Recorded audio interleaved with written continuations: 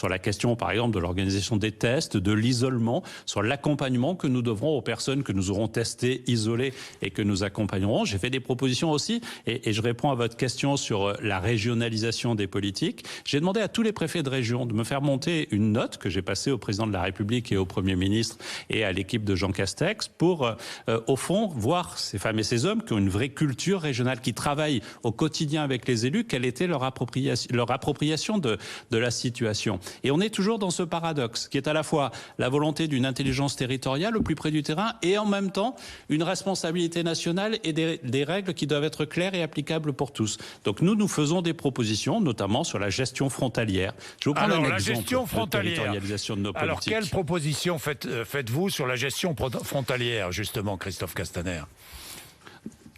D'abord, au moment où nous sommes, je considère, et c'est la volonté du président de la République, que nous ne devons pas rouvrir à moyen terme l'espace Schengen au niveau de l'ensemble de l'Europe.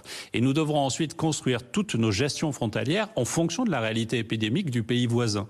Et donc, nous devons garder un niveau de contrôle entre la France, l'Allemagne, la Belgique, l'Italie, l'Espagne et nos pays voisins. Mais nous devons aussi prendre en compte la réalité de celles et ceux qui vivent dans un pays et qui travaillent dans l'autre. C'est significatif. Ce sont près de 370 000 personnes, par exemple, dans le Grand Est, qui travaillent dans un pays et vivent dans l'autre. Donc nous devons prendre cela en compte et faciliter aussi ces mouvements.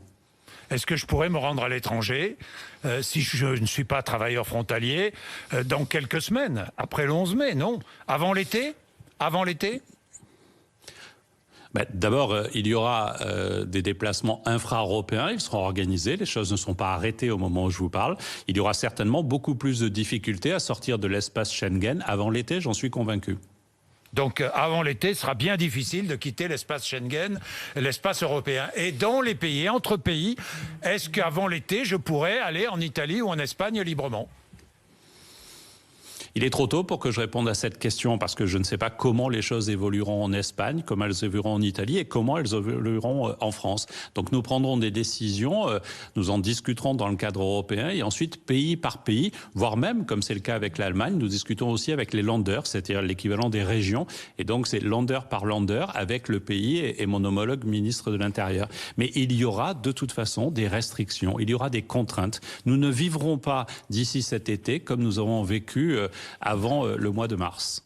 Christophe Castaner.